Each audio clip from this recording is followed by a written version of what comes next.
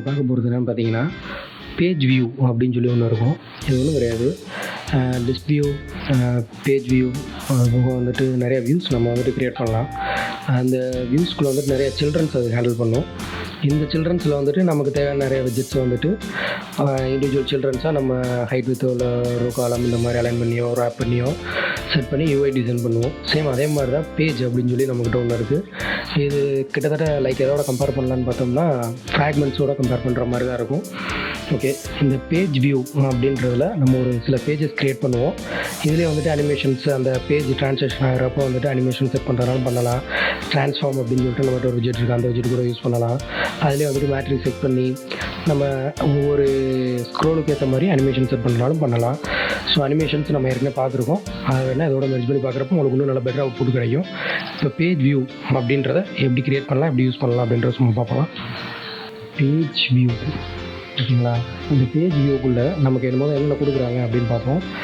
Page view first நமக்கு scroll direction set பண்ணிக்கலாம், reverse set பண்ணிக்கலாம். பேஜுக்கு கண்ட்ரோலர், அந்த கண்ட்ரோலர் தான் வந்துட்டு நம்ம ஹேண்டில் பண்ண போகிறோம் பண்ணுறதா இருந்துச்சுன்னா. ஓகே, நெக்ஸ்ட்டு ஸ்க்ரோல் ஃபிசிக்ஸ் அந்த சேஞ்ச் பண்ண முடியும். அடுத்து வந்துட்டு பேஜ் ஸ்னாப்பிங், அடுத்து வந்துட்டு ஒரு ஃபங்க்ஷன் நம்மளால் பாஸ் பண்ணிக்க முடியும். பேஜ் சேஞ்ச் ஆகிறப்ப எனக்கு என்ன ஆக்ஷன் நடக்கணும், இல்லை ஒவ்வொரு பேஜ் சேஞ்சிலையும் நான் ஏதாவது ஒரு ஏபிஐயோட ஹிட் பண்ணலாம், இல்லை ஏதாவது ஒரு லாஜிக் கூட அந்த இடத்துல கால் பண்ணி விடலாம், பிஸ்னஸ் லாஜிக் கூட, இல்லை ஏதாவது ஒரு கண்டிஷன்ஸ் கூட அந்த இடத்துல என்னால் வேணும்னா அப்ளை பண்ணிக்க முடியும். அதுக்கப்புறம் லிஸ்ட் ஆஃப் சில்ட்ரன்ஸ் என்னால் கொடுத்துக்க முடியும். And tracks and state behaviours இந்த இதெல்லாம் அவங்க கொடுத்துருக்காங்க. ஓகே, நெக்ஸ்ட்டு இப்போ நான் உள்ள வந்துட்டு மல்டிபிள் சில்ட்ரன்ஸ் க்ரியேட் பண்ணிக்கிறேன். ஸோ அடுத்து அவங்க கொடுக்குறது சில்ட்ரன்ஸ்குள்ளே வந்துட்டு ஒரு 3 கண்டெய்னர்ஸ் ஒன்று வச்சுக்குவோம். ஜஸ்ட் ஒரு பேஜ் க்ரியேட் ஆகிருக்கா இல்லையா அப்படின்றத பார்க்குறதுக்கு ஏற்ற மாதிரி அதுக்கு வந்துட்டு ஒரு கலர் செட் பண்ணிக்கிறேன். சரி, colours dot red RGB colour same maintain பண்ணுவோம். ஸோ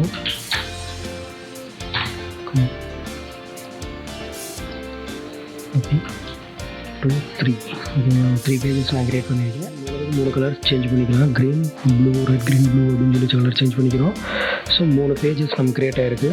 ஸோ 1 2 3 ஓகேங்களா. ஸோ 3 பேஜஸ் நமக்கு வந்திருக்கு. இதே பேஜஸ் வந்துட்டு நம்ம பேஜ் பில்டர் நம்ம ஆல்ரெடி பார்த்துருப்போம். ரன் டைம்ஸில் நமக்கு கிடைக்கக்கூடிய வேல்யூஸ் வச்சு நம்மளாக பில்ட் பண்ணிக்கணும், இல்லைனா அதுவாக பில்ட் ஆகக்கூடிய அந்த சுச்சுவேஷனுக்கு வந்துட்டு பில்டர்ஸ் நம்ம யூஸ் பண்ணுவோம். அந்த மாதிரி பேஜ் பில்டர் கூட யூஸ் பண்ணுறதுனாலும் பண்ணலாம். சேம் எனக்கு வந்துட்டு இந்த ஸ்க்ரோலிங் பொசிஷன் சேஞ்ச் பண்ணிக்கணும் அப்படின்னா சேம் அதில் இருக்கக்கூடிய அந்த ஆப்ஷன் ஸ்க்ரோல் பொசிஷன் அப்படின்றத டைரக்ஷன்ஸ் கொடுத்துருப்பாங்க. ஸோ அந்த டைரக்ஷனை வந்துட்டு நம்ம எந்த டைரக்ஷன் வேணுமோ மாற்றிக்கலாம். டிஃபால்ட்டாக ஹரிசாண்டல் இருக்குது, நான் இப்போ வெர்டிக்கல் செட் பண்ணுறேன். பண்ணிட்டு பார்த்தேன் அப்படின்னா எனக்கு வந்துட்டு வெர்டிக்கலில் மூவ் ஆகும். ஓகேங்களா.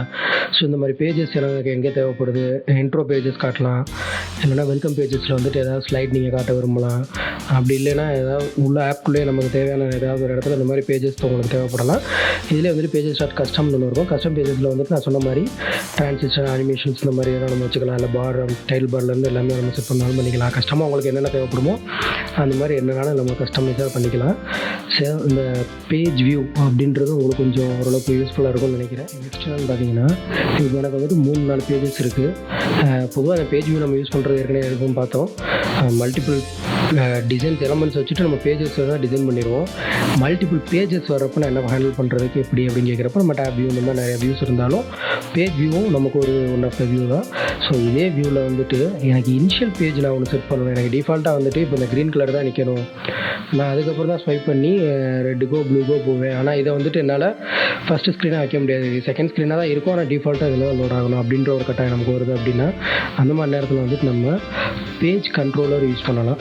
ஸோ கண்ட்ரோலர் நான் செட் பண்ணுற மாதிரி பேஜ் கண்ட்ரோலர் அந்த பேஜ் கண்ட்ரோலருக்குள்ள நமக்கு சில ப்ராப்பர்ட்டிஸ் தருவாங்க. அதில் ஒன்று என்னென்னு பார்த்தீங்கன்னா இனிஷியல் பேஜ், இது வந்துட்டு அரே ஃபார்மெட்டில் ஒர்க் ஆகும்.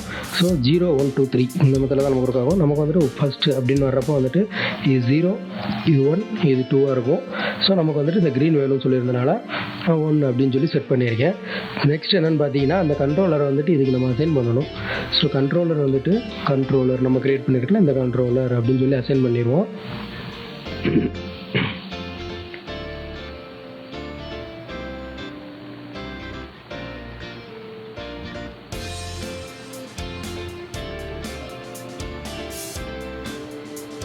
ஓகே, இப்போ ரீஸ்டார்ட் பண்ணி பார்ப்போம். அப்படி இல்லைன்னா ஃபர்ஸ்ட் நம்ம கூட ரன் பண்ணி பார்ப்போம்.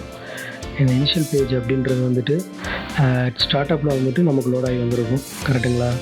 ஸோ அந்த மாதிரி நேரத்தில் வந்துட்டு நான் ஸ்டார்ட் பண்ணியிருக்கணும், ஆப் ரன் ஆகிறப்ப கரெக்டாக இருந்திருக்கும். அப்படி இல்லைனா செட் ஸ்டேட் யூஸ் பண்ணி நான் ஸ்டேட்டில் வந்துட்டு இந்த சேஞ்சஸ் காமிச்சிருந்துருக்கணும். ஓகே, இப்போ ரீஸ்டார்ட் ஆனாலும் ஆட்டோமேட்டிக்காக க்ரீனில் வந்து நின்றுச்சு பார்த்தீங்களா? ஸோ இப்போ நான் கீழே இல்லைனா இங்கே அதெல்லாம் நான் யூஸ் பண்ணிக்க முடியும். மறுபடியும் ரீசெட் வேணால் கொடுத்து பார்க்குறேன். ஸோ ஆட்டோமேட்டிக்காக அதுவே வந்துட்டு க்ரீனில் போய் நிற்கணும், கரெக்டுங்களா? ஸோ பேஜ் என்டையராக ரீஸ்டார்ட் ஆகிறப்போ வந்துட்டு நமக்கு ஆட்டோமேட்டிக்காக க்ரீன் பேர் வந்துச்சுங்களா? ஓகே, க்ரீன் வந்துடும்.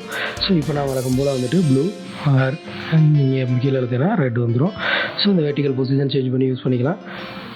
வீடியோ பார்த்ததுக்கு நன்றி, தேங்க்யூ.